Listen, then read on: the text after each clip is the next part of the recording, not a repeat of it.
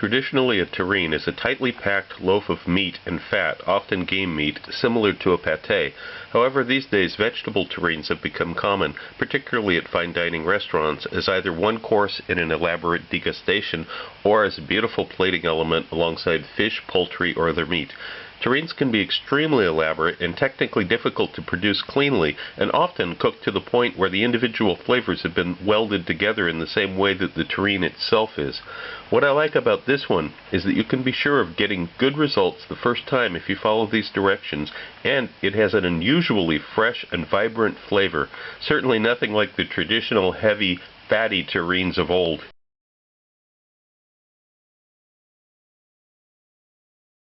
The first step is to core these bell peppers while the oven's preheating.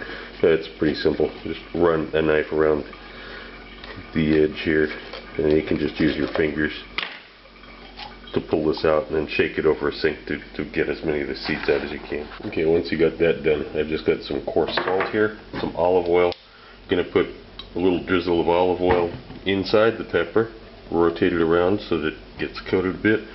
A little bit more on the outside, smear it around, a pinch of salt inside, set it down a little bit on the outside. Yeah, it's not gonna completely stick, but when we take these apart, it'll rub around on the salt in the bottom, and you'll get more. So anyway, and this is what we end up with. We've got some salt on both the inside and the outside, and it's going to go into 170-degree oven for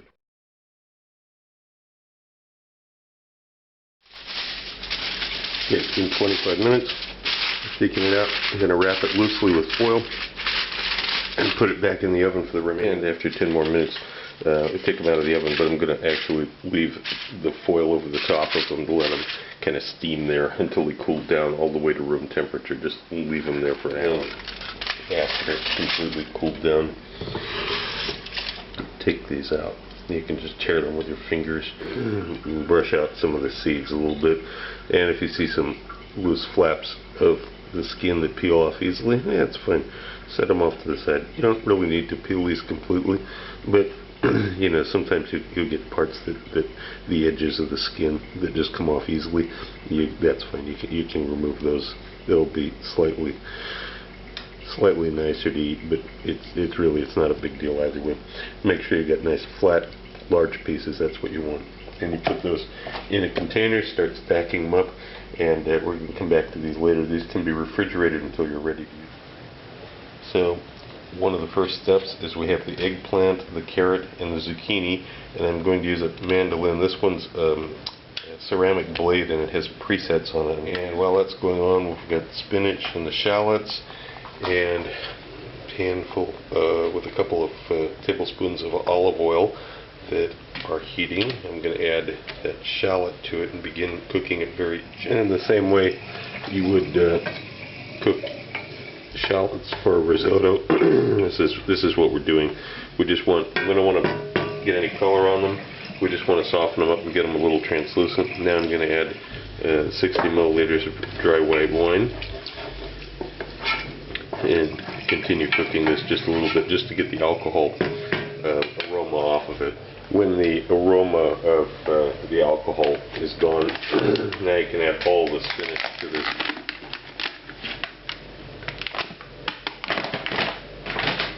And this is just going to be cooked down. It'll take a few minutes, and you'll see how 250 grams of spinach winds up being very, very little really add. In another pot here at the back, we've got boiling salted water. I'm going to put all of these thinly sliced carrots into that and begin the timer. As the spinach begins to cook down, I'm going to add a little freshly grated nutmeg to it.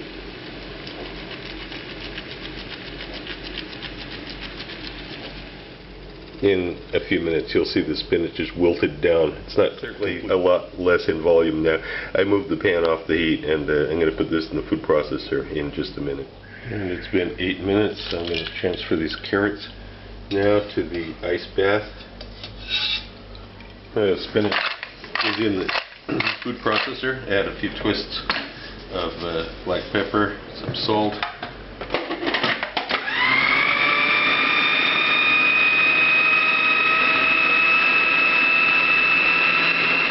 And this is what you want to end up with. Fairly smooth. It's not a complete puree, but it's.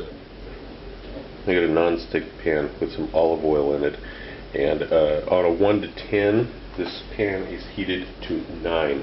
It's a very hot pan.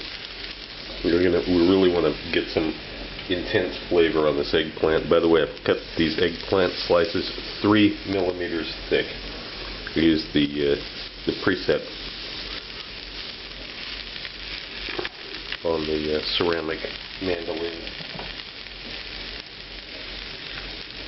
Put a little bit of olive oil in there to set too.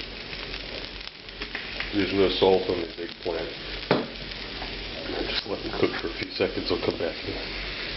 It's been just over a minute. Wait, please.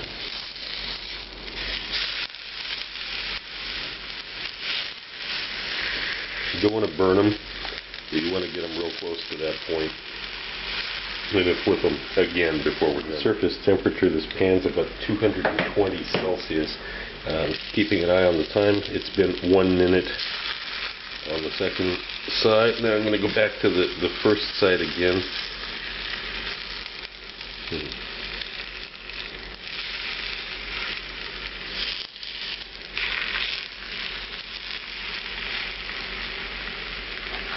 Just for 30 seconds, and then I'm going to move them off to a plate. This is what we're looking for. You can see there's some goldenness. Don't worry about if there's some holes in the middle where the seed pockets were. It won't matter in the end.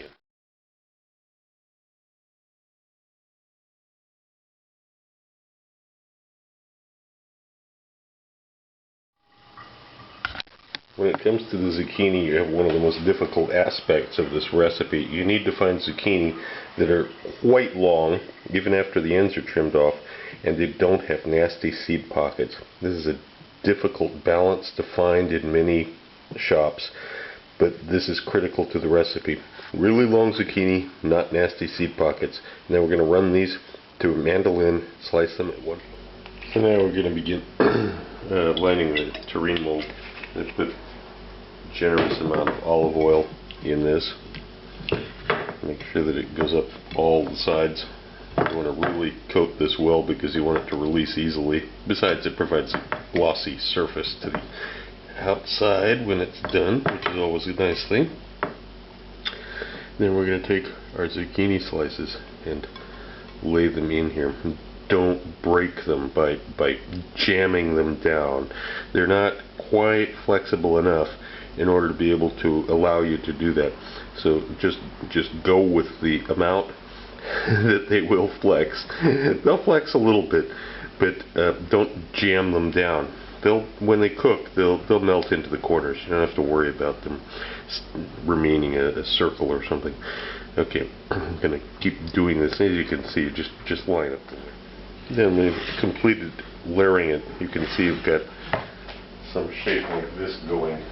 The next step is those bell peppers. I'm going to put those in like this. The first layer of bell pepper, I should say. This. Couple's fine. You have to remember that the ends here are going to be waste. There's nothing you can do about them. Between the zucchini, everything else, the ends will not be usable. So this part and this part, it's not important. What's important is everything in between the two. Now, because the shape of these things needs some evening up, these bell peppers have like a concave shape, and that's going to screw up the rest of the layers unless we fill it up with something, and that's where the spinach comes in. So we're going to begin putting about half of the spinach into this center cavity of the bell pepper. Okay, when you're satisfied with that, I'm going to layer in the goat cheese slices, the first layer of goat cheese slices. Now again, this will help even things up because this will melt a little bit and it'll help provide a more even. Next, we put some of this singed eggplant in. It's not really singed, it's just nicely colored, and we're going to put about half of that in. If it overlaps, that's okay because it's pretty thin. It's not real strong in character anyway. And maybe one more piece here. Yeah, it's an art project to some extent. You have to kind of use your own judgment. Okay, that looks good. Now we've got those carrot slices. You can go over the top of this, and I think you can figure out how these lay on. You can see through the magic of video editing how this looks in a second. And here we have the carrot laid on. Now we return to the bell pepper. You may not have so many nice even pieces like that first one, the first couple that I was able to put on. So you may have to piece together a few in order to make it work. It's okay. As the time this cooks, it's all going to kind of weld together anyway.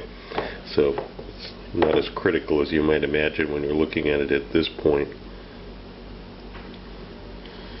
Take little pieces and fill it in. Okay, you remember what goes next? The same thing again. More spinach.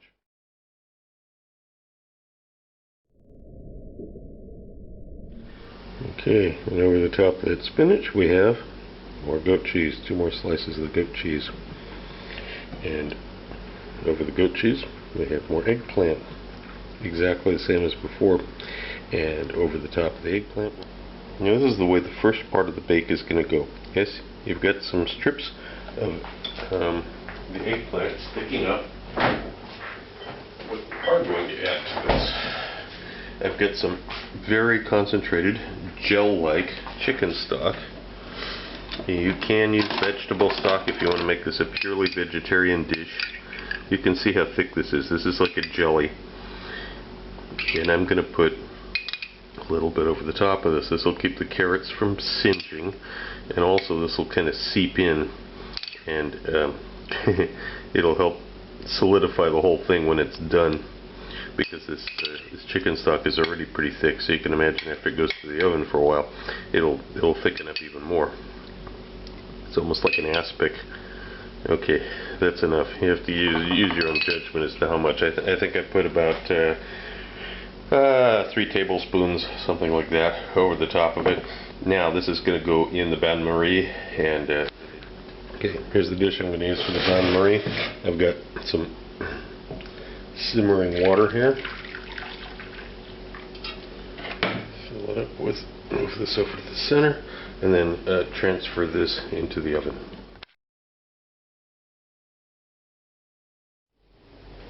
Okay, and here we are 40 minutes later.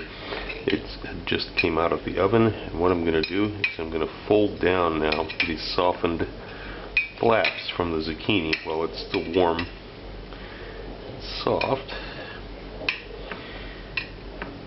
This. And then I'm going to get it out of the water bath, put it on a counter, and let it cool down for about another 40-45 minutes. You have a lot of liquid in here now. That's okay. Don't worry about that. It's going to be fine in the end. Next, you cut a piece of parchment paper that's about the right size to fit on there. Put some olive oil on it.